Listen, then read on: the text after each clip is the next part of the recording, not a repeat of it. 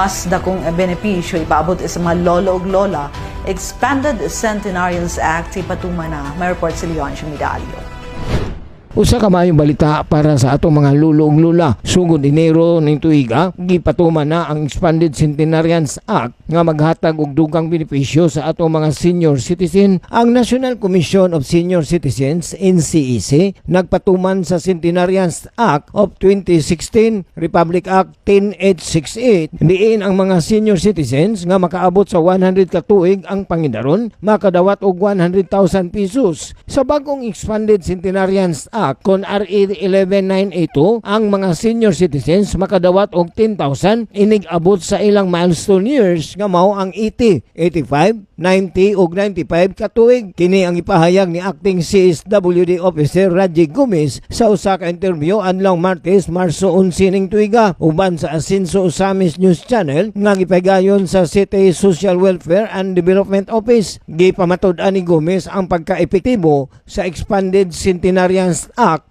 og saysay pa niya. Tinuod na no nga kanang balaod nato nga Republic Act 11982 or gitawag natong Expanded Senior Centenarians Act nga diin si lula nga 80, 85, 90 ug 95 na ay madawat nga benepisyo gikan sa ato ang national government. Mo kantidad kana siya og 10,000 no. Kung 80 siya 10,000 mo ay nag-abot na po niya 85, another 10. Nag-abot niya og 90, 10,000 na po. Og pag-abot niya og 95, 10,000. Then inig 100 niya, 100,000. Mo na itong gitawag nga milestone age, no? So dili pwede kanang 81, 82. Dili pwede na ibutal. So kuan jud sa 80 sirado, 85 sirado, 90, 95 sirado. Gidugang pa niya. Starting January 1, 2025, katong mga mag-process no nga mga senior citizen, gibalita man puto sa ato ang national TV nga moduo lang sa atong CSWD or sa USCA no nga nagsulat na po ng atong National Commission of Senior Citizens which is gi-forward diri sa ato gikan sa Mayor's Office nga pwede na tamo dawat og mga katong application subject for validation. Giklaro usab ni Acting CSWD Officer Raji Gomez nga ang pag-claim sa Expanded Centenarians Act wala magbase sa economic status sa usa ka individual. Dugang pa niya, bisan ang mga Filipino senior citizens nga anaa sa abroad, pwede makadawat sa maong benepisyo basta makasumiti sa gikinahanglan nga mga dokumento. Kani siya ang giingon sa ato ang guidelines is regardless of economic status, no? So madato mapobre pwede galig ang senior citizen abroad. Sa abroad? Sa abroad. Basta Filipino lang yun sila. Comply lang sila na po yung mga certain documents nga ilang i-comply. Dugang pagpasabot ni Acting CSWD Officer Raji Gomez, din matod pa niya. Tinuod nga ang balaod na effective atong March 17, 2024, pero pwede ra gyapon mo submit ang katong nag-edad og March 7, nag-edad og 80 atong March 17, 2024. Sugod jud ana. So subject for funding ang 2024 pero ang 2025 naa na sila i-funding. May chance pa to sila kay ang memorandum nga gihatag sa ato ang budget allocation for 2024 is gi-request pa no pero ang 2025 ga birthday og 80, 85, 90, 95 sugod January 1, 2025 pwede na sila mo process. Unsa may posibleng mahitabo kung ang usa ka senior citizen dili makakomply alang sa maong benepisyo? Dili gid niya ma-avail ang maong kuan, no? Maabtan sa 81. Lapas so dili na siya didto na pud siya sa next milestone age sa 85 na pud siya mo kubra.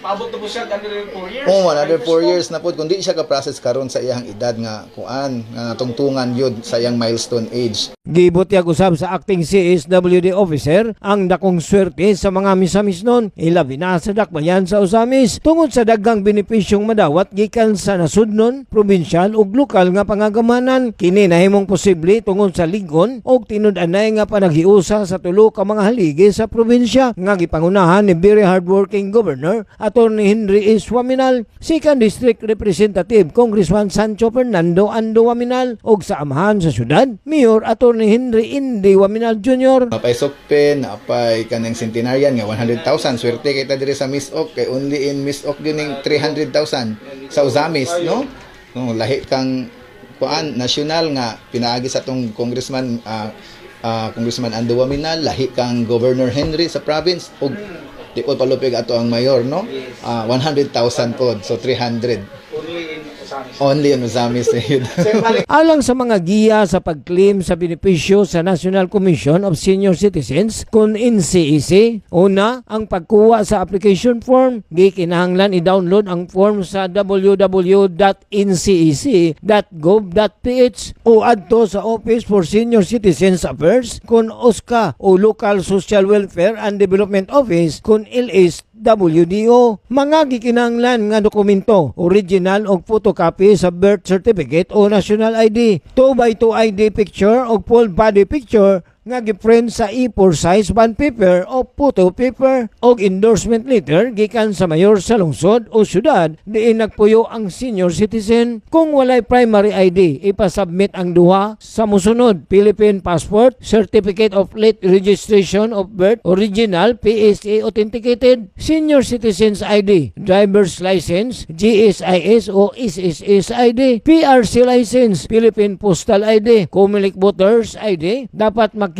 ang pagka-Pilipino o pitsa sa pagkatao, birth certificate sa panganay nga anak, marriage certificate, joint affidavit sa duha ka tawo nga kaila sa beneficiary, school o employment records, membership certificate sa retirement o pension insurance. Kung dili maka-apply ang senior citizen, ang iyang authorized representative pwede mo proseso basta adunay special power of attorney kon SPA. Para sa mga Pilipinong lula ug lolo nga naa sa gawas sa nasod, ang aplikasyon mahimong isumite sa Philippine Embassy, Philippine Consulate General, Department of Migrant Workers o Commission on Filipino Overseas. Mga gikinahanglan nga dokumento: Citizen Retention and Reacquisition Certificate o Identification Certificate, Overseas Voting Card o Affidavit, Foreign Driver's License, Order of Approval, Medical o Health Card, Oath of Allegiance, Certificate of Attestation gikan sa Philippine Embassy, Consulate General o Department of Foreign Affairs. Ang maong kantidad idiretso sa ilang Philippine Deposit Bank Account. Alang sa mga senior citizens nga naa sa medical nga pag-atiman, kinahanglan ipresentar ang musunod nga dokumento: original o photocopy sa valid government ID sa authorized representative, original o photocopy sa senior citizens ID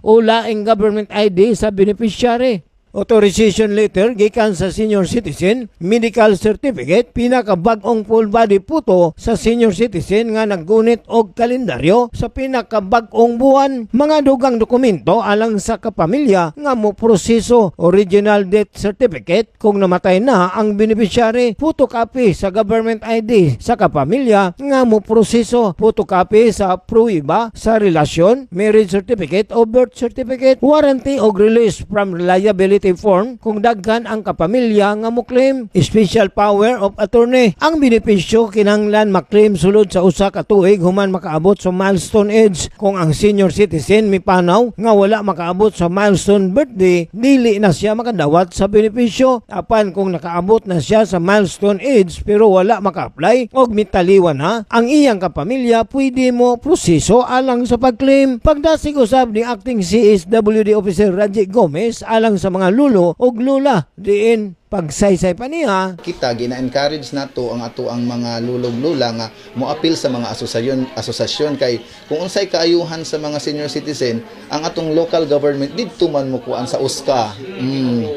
So, kung wala sila sa ato ang makuan kanang sa tawag ni membership or master list sa atong mga senior citizen, dili gud nato sila makuan.